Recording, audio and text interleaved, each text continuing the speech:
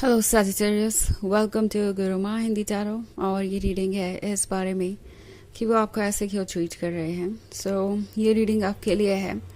अगर आपको लगता है कि आप एक ऐसे रिलेशनशिप में हैं जहाँ पे कुछ भी क्लियर नहीं है और ये पर्सन आपको वैसे ट्रीट नहीं करता जैसे कि पहले किया करते थे या जैसा कि आप चाहते हैं, ये आपको इग्नोर कर रहे हैं या आपके साथ रूड हैं, तो डेफिनेटली ये रीडिंग आपको कुछ मैसेज दे सकती है कि वो आपको ऐसे क्यों ट्रीट कर रहे हैं। ओके, तो चलिए स्टार्ट करते हैं और देखते हैं क्या मैसेज है आपके लिए।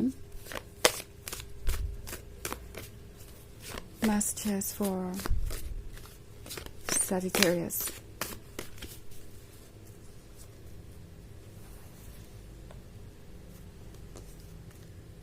Judgment, Six of Swords, Ace of Pentacles, Four of Swords, and the Hierophant। Okay, so हमारे पास है Ace of Pentacles। Ace of Pentacles क्या होएगा, मतलब है कि ये पर्सन अच्छे तरीके से जानता है कि ये रिलेशनशिप मिलना उनके लिए कितनी लक की बात है। ये ऑब्वियसली इस रिलेशनशिप को बचा के रखना चाहते हैं। उन्हें पता है कि आप उनकी लाइफ में यूं ही नहीं आए।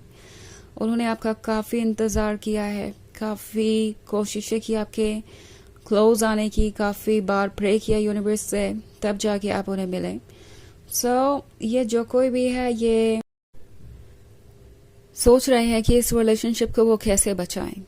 बचाने की ज़रूरत इसलिए आ गई है क्योंकि हो सकता है जब से इस पर्सन ने इस रिलेशनशिप के बारे में डिस्कस करना शुरू किया है दूसरों से, तब से लगातार इनको क्रिटिसिज्म सुनने को मिल रहा है या तब से लगातार इन्हें लोगों के नेगेटिव ओपिनियन सुनने को मिल रहे हैं। मे बी हर कोई इन्हें यही कन्विंस करना चाहता है कि उनके लिए ये रिलेशनशिप ठीक नहीं है और वह इस रिलेशनशिप को कंटिन्यू नहीं कर सकते। ये रिलेशनशिप उनके लिए सिर्फ बैड लक लेके आएगा या किसी तरीके की प्रॉब्लम लेके आएगा। ऑल्सो सिक्स ऑफ स्टार्स है, तो ये पर्सन ये महसूस कर रहा है जैसे लाइफ में पहली बार उन्हें कोई ऐसा मिला जिसे वो अपना कह सकते हैं, जिसे वाकई में उनकी परवाह है। बिकॉज जितना ज़्यादा ये दुनिया को जानते जा रहे हैं उतना ज़्यादा इन्हें यकीन होता जा रहा है कि हर कोई सिर्फ अपने बारे में सोच रहा है।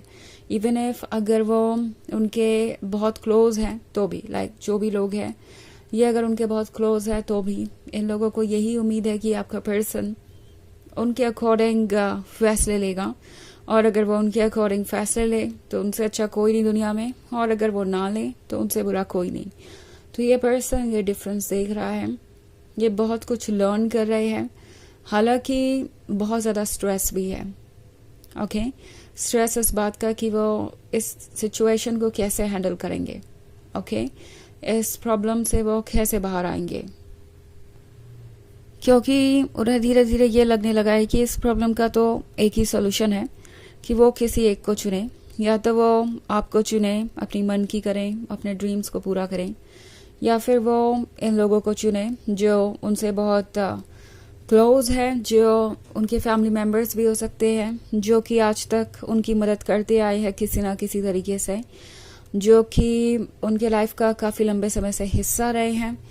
ट्रुथ देखने के बाद भी इनके लिए इस पर ट्रस्ट करना मुश्किल हो रहा है, क्योंकि आज तक यही लोग इनके लिए सबसे ज़्यादा सपोर्ट करने वाले में से थे, या यूँ कहूँ कि सबसे ज़्यादा वेल विशर थे। एटलीस्ट इन्हें तो यही लगता था। बट द ट्रूथ है कि ये पर्सन जान गया है अब कि शायद वो चीज़ें इसलिए थी क्योंकि तब वो इन लोगों के अकॉर्डिंग फैसले कर रहे थे या इन लोगों के हिसाब से चीज़ों को चूज़ कर रहे थे। ओके, ये जो डिफ़िकल्ट सिचुएशन है इससे बाहर आना इस पर्सन के लिए मुश्किल होता जा रहा है। बिकॉज उन्हें लगता है कि किसी एक चीज़ को चूज़ करना उनके बस का नहीं है, इतने स्ट्रांग वो नहीं है। अगर वो अपनी लाइफ को चूज़ करते हैं, आपको चूज़ करते हैं, अपने ड्रीम्स को चूज़ करते हैं, तो वो अकेले रह जाएंगे। उन्हें बहुत सारे दूसरे रिलेशनशिप्स का सेक्रीफाइस करना पड़ जाएगा। हालांकि वो रिलेशनशिप इनके लिए इतना इम्पोर्टेंट नहीं है, उनका ट्रुथ ये ऑलरेडी जान चुके हैं, बट फिर भी कहीं ना कहीं मन में यही बात है कि वो ऐसा नहीं कर सकते, बिकॉज इन रिलेशनशिप्स की उन्हें आदत है, या ये एक उनका कंफर्ट जोन है, या मे बी आपका पर्सन भी अपने फ़ायदे के बारे में ही सोच रहा है, जैसे कि ये लोग। आपका पर्सन भी यही सोच रहा है कि इन लोगों से जो सपोर्ट या जो भी हेल्प उन्हें मिलती थी वो उन्हें नहीं मिल पाएगी अगर वो अपने लाइफ को अपने शर्तों पे कंटिन्यू करते हैं। तो ये सवाल उनके सामने आकर बार बार खड़ा हो जाता है कि क्या वो अपने अकॉर्डिंग अपनी लाइफ को जी सकते हैं, क्या वो इतने काबिल हैं कि अगर वो अपने फैसले लेते हैं और आपके साथ आगे बढ़ते हैं तो वो सारी जिम्मेदारियों को उठा सके, वो बिना किसी के हेल्प के भी अपनी लाइफ को एंजॉय कर सके और अपनी खुशियों को खुद क्रिएट कर सके।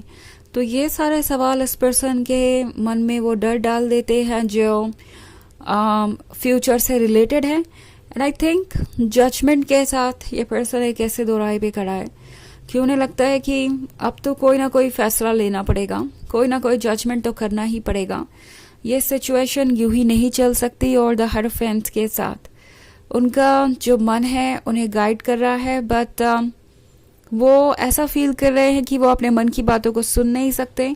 सोल उन्हें गाइड कर रही है, सोल उन्हें बार बार कह रही है कि उन्हें अपने लव को प्रायोरिटी बनाना चाहिए, लव को इम्पोर्टेंस देना चाहिए। बट कहीं ना कहीं ये पर्सन पुरानी बातों से बंधा हुआ है, पास्ट के चेन से बंधा हुआ है, उससे ये खुद को छुड़ा नहीं पा रहे और दूसरी तरफ ये आपको भी इग्नोर नहीं कर पा रहे। तो हायरोफेंट के साथ ये पर्सन काफ़ी ज़्यादा परेशान है क्योंकि ये आपकी तरफ बढ़ना चाहते हैं पर बढ़ नहीं पा रहे। उनको ऐसा लग रहा है कि उन्हें खुद को फोर्स करना पड़ रहा है आपसे दूर रहने के लिए, और ये जो फ्रस्ट्रेशन है वही इनके बिहेवियर में शो हो रहा है। ओके, आपसे दूरी बनाने की कोशिश, या ये पर्सन एक तरीके से आपको एक प्रॉब्लम की तरह देखने लगा है। उन्हें लगता है कि अगर आप नहीं होते तो उनके दिल में इतनी फीलिंग्स नहीं होती, उनको इतनी तकलीफ से नहीं गुजरना पड़ता और चीज़ें आसान होती। आप जैसे कि उनके लिए इस वक्त हर चीज़ में बाधा बन रहे हैं, वो किसी और चीज़ पे फोकस ही नहीं कर पा रहे क्योंकि उन्हें आपके तरफ अट्रैक्शन हो रहा है। तो ये पर्सन चीज़ों को समझ नहीं पा रहा और हर चीज़ के लिए जैसे आपको ही ब्लेम कर रहा है, और यही वजह है कि इनका बिहेवियर इतना बदल गया है और ये आपको ऐसा ट्रीट कर रहे हैं। हालांकि ये एक जनरल रीडिंग है तो ये सबसे रेजोनेट नहीं होगी, एनर्जी रिवर्स हो सकती है अगर आप क्रॉस वॉचर हैं। इसके अलावा अगर आप पिछले वीक की रीडिंग देखना चाहें तो उसका लिंक आपको डिस्क्रिप्शन बॉक्स में मिल जाएगा हमेशा की तरह। तो चलिए आगे बढ़ते हैं और देखते हैं और क्या मैसेजेस है आपके लिए Sagittarius.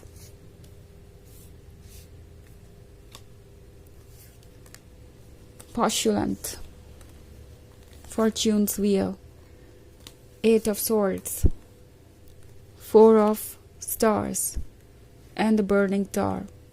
Okay. So Eight of Swords के साथ बहुत सारी वॉइसेस हैं आसपास जैसे ये सुन रहे हैं, और Four of Stars के साथ अकेला महसूस कर रहे हैं क्योंकि कोई इन्हें समझता नहीं है। ऑल्सो Fortune's Wheel के साथ इन्हें लगता है कि ये कुछ भी नहीं कर सकते, इन्हें अपनी डेस्टिनी को सरेंडर करना होगा, तो अपनी तरफ से कोई एफर्ट भी नहीं कर रहे हैं। ये एक बहुत बड़ा प्रॉब्लम है। पॉस्चुलेंट के साथ आजकल ये काफ़ी सैड रहते हैं। ऑफ कोर्स आपसे दूर जाना इनके लिए आसान नहीं था। ये बर्निंग टावर सिंबलाइज करता है किसी तरीके के एंड को, तो इस पर्सन को अच्छा नहीं लग रहा ये सोचकर भी कि उन्हें आपको गुड बाय कहना पड़ेगा या इस रिलेशनशिप को छोड़ना पड़ेगा। वो ऐसा नहीं करना चाहते और इसीलिए ये इतने फ्रस्ट्रेटेड है। ना तो वो इसमें रह पा रहे हैं, ना वो इसे छोड़ना चाहते हैं। समझ नहीं आ रहा उन्हें कि वो करें तो क्या करें। तो चलिए देखते हैं आपके लिए ओरेकल मैसेज क्या है।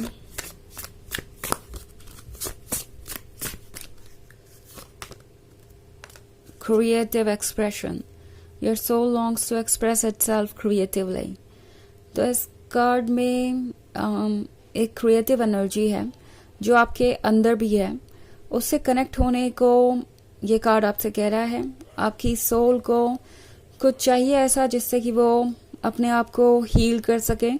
मे बी आप में से बहुत सारे लोगों को पेंटिंग में इंटरेस्ट हो सकता है, वैसे ज़रूरी नहीं कि ये पेंटिंग ही हो।